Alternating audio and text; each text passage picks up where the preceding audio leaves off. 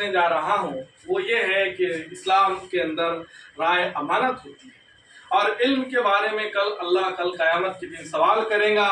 मेरे पास एक राय अमानत है और मेरे पास जो है इल्म की कुछ बात है जो मैं आपको शेयर करना जा रहा हूँ।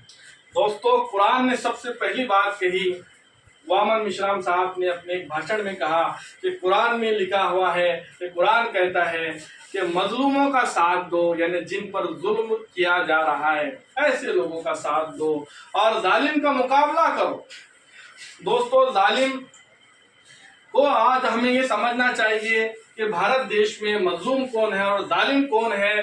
भारत देश में रहने वाला SC, ST, OBC ये 4,500 साल से जो है जुल्म बर्दाश्त कर रहा है ब्राह्मणों का, यानी सबसे बड़े मजलूम SC, ST, OBC है और जो जालिम था, जो जुल्म कर रहा था, वो ब्राह्मण। आजादी के बाद से इसी मनुवादी ब्राह्मण ने जो है हमारे ऊपर जुल्म किया है। 4,500 साल के मजलूम SC, ST, OBC है और आजादी के बाद का मजलूम जो है मुसलमान है। दोस्तों, कांग्रेस पार्टी और भारतीय मुसलमान, इसके बारे में आज मैं आपको बताऊंगा, क्योंकि आज उलमाए कराम से हमने सुना कि आज जो है वोट जो एक अमानत थी, आज वो अमानत जो वोट था वो हमारा हक है, अमानत है। कुछ उलमाए कराम आज वोट देने को इन्होंने वाजिब कहा और कोई उलमाए कराम अब जो है इसे जो है फर्ज भी कह रहे हैं। वोटिंग का हक जो है वो एक शहादत थी। क्यों कहा? क्योंकि जालिम जो है चुनकर ना आए और मजलूम जो है उन्हें जो है चुना कर लाया जाए। दोस्तों, ब्राह्मणों की भारत में 5 इंटरनेशनल पार्टियां हैं। कितनी? 5। ब्राह्मणों की सबसे पहली इंटरनेशनल पार्टी है कांग्रेस पार्टी।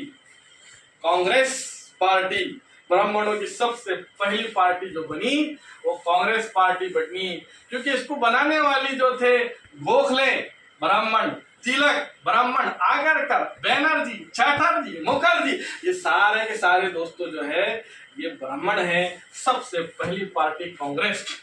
दूसरी का जो पार्टी बनी ब्राह्मणों की वो है बीजेपी। सबसे पहले बीजेपी जो है उसको जो है जनसंघ बनाया गया। श्याम प्रसाद मुखर्जी ब्राह्मण ने जो है जनसंघ बनाई। बाद में जनता पार्टी के नाम इसका चेंज किया गया, अटल बिहारी वाजपेयी 1977 और 1980 में जो है जनता party BJP Bharatiya Janata party के अंदर चेंज हुआ। RSS ने अटल बिहारी वाजपेयी को इसका अध्यक्ष बनाया। बीजेपी का के बारे में आपको बताने की आपको सब पता है, ये जो है ब्राह्मणों की पार्टी है, ये हमारा खुला हुआ दुश्मन है। मस्जिदों के ताल्लुक से, दरगाहों के ताल्लुक से, मुस्लिम पर्सनल लॉ के ताल्लुक से, मुस्लिम कानून के ताल्लुक से, मुसलमानों के वक्फ बोर्ड के ताल्लुक से, मुसलमानों के पर्दों के ताल्लुक से, मुसलमानों के तलाक के ताल्लुक से, मुसलमानों के आरक्षण के ताल्लुक से, मुसलमानों की स्कॉलरशिप के ताल्लुक से सबका अपोज करने वाली, खुलकर अपोज करने वाली पार्टी बीजेपी जो ब्राह्मणों की पार्टी है। दोस्तों, सबसे बड़ी बात, इसने जो है खुदा के घर बाबरी मस्जिद को जो है बढ़ चढ़कर उसको गिराने में हिस्सा लिया।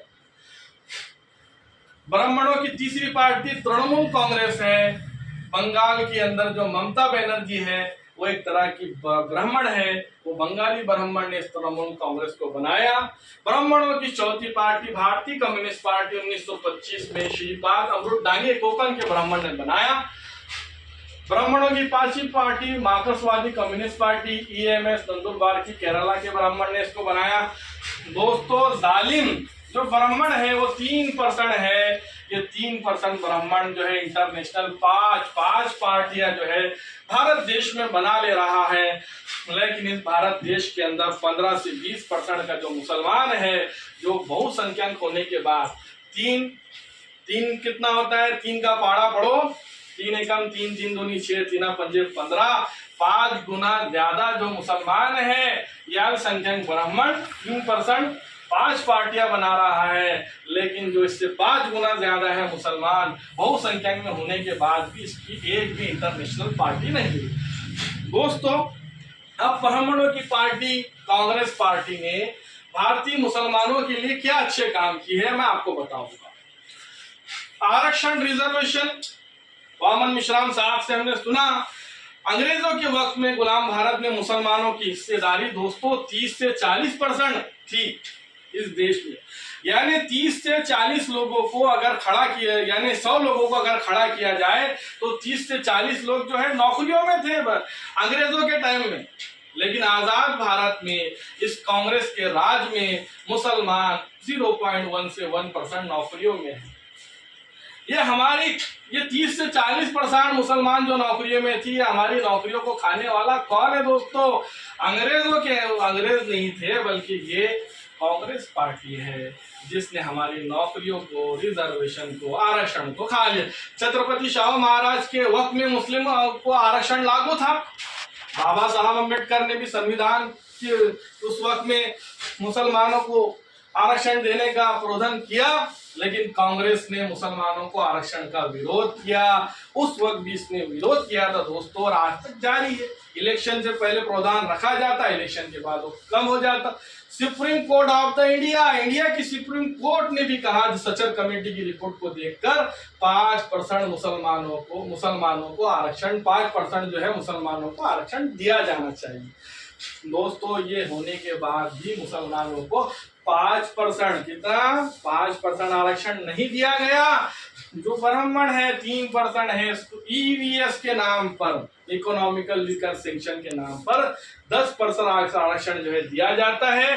कई लाखों आंदोलन, निवेदन, धरने, प्रदर्शन करने के बाद भी मुसलमानों को 5% आरक्षण नहीं मिला। 70 सालों में मुसलमानों को कांग्रेस ने आरक्षण नहीं दिया। सबसे पहला काम कांग्रेस का बहुत अच्छा काम है दोस्तों, रिजर्वेशन। दूसरा अच्छा काम जो है कांग्रेस का, मैं गिनाने जा रहा हूं, वो देखिए दूसरा कानून है टाडा, कोटा, माकोका, यूएपीए। ये सारे काले कानून कांग्रेस की देन है, जिसकी वजह से कई हजारों मुस्लिम जेलों में बंद है दोस्तों। मुस्लिम नौजवानों की आबादी का एक सर्वे के मुताबिक नौजवानों की मुस्लिम आबादी का हिस्सा जो है वो जेलों के अंदर बंद है दोस्तों। उमर खालिद शर्जिल इमाम को यूएपीए, एनआरसी के ताल्लुक आंदोलन करने वालों को यूएपीए, ये सारे कानून जो काले कानून बनाए हैं जिनकी वजह से मुसलमान जेलों में जा रहा है दोस्तों, ये कांग्रेस के लिए है।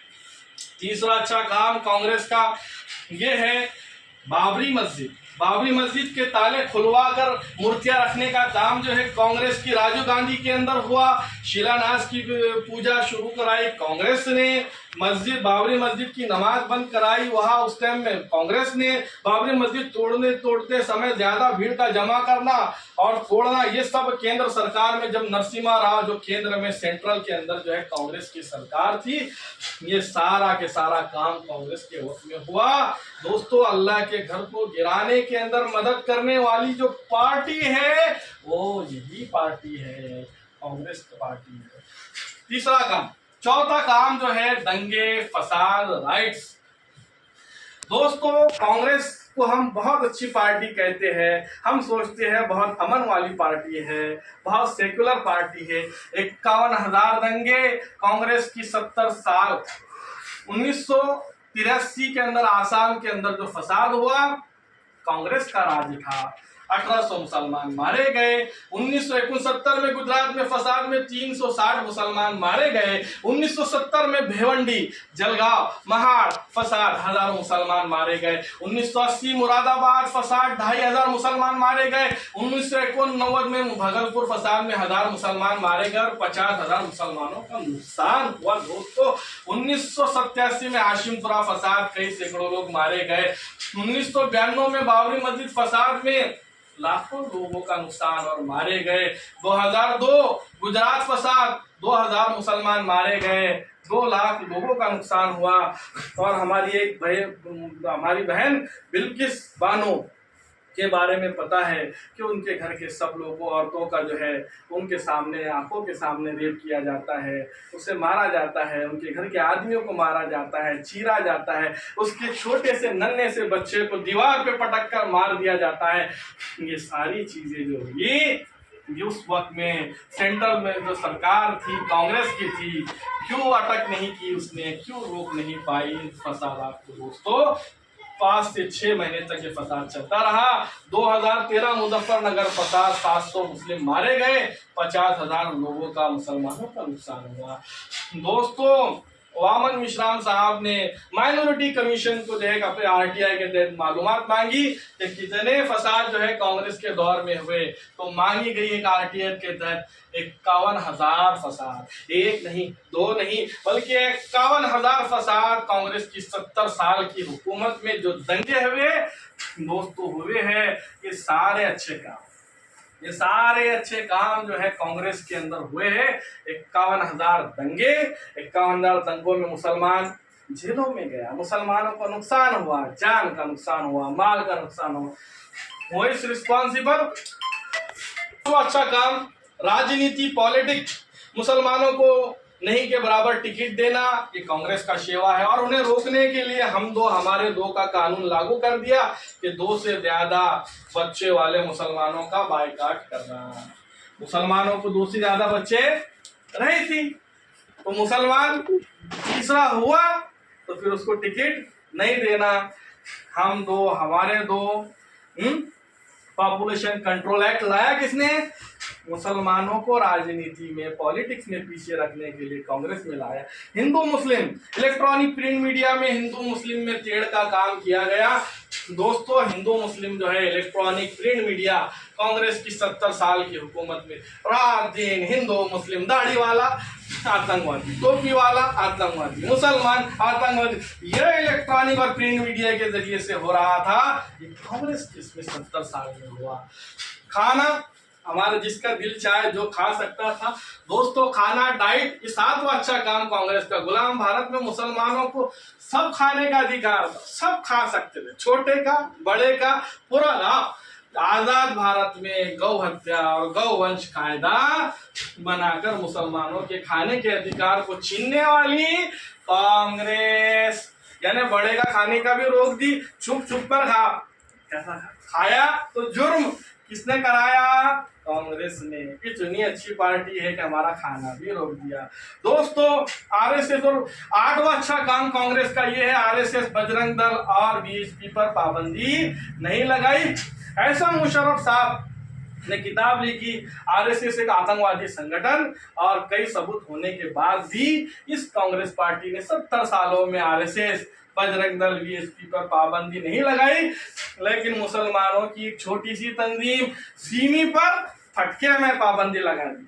वो साबित नहीं हुआ कि वो नहीं है, आतंकवाद में कोई उसका रोल नहीं है। फिर बाद में और एप्लीकेशन दाखिल करके पाबंदी लगाई, फिर और एप्लीकेशन डाल के पाबंदी। लेकिन ये तंजीमों पर पाबंदी नहीं लगाने वाली कांग्रेस बहुत अच्छी बात है।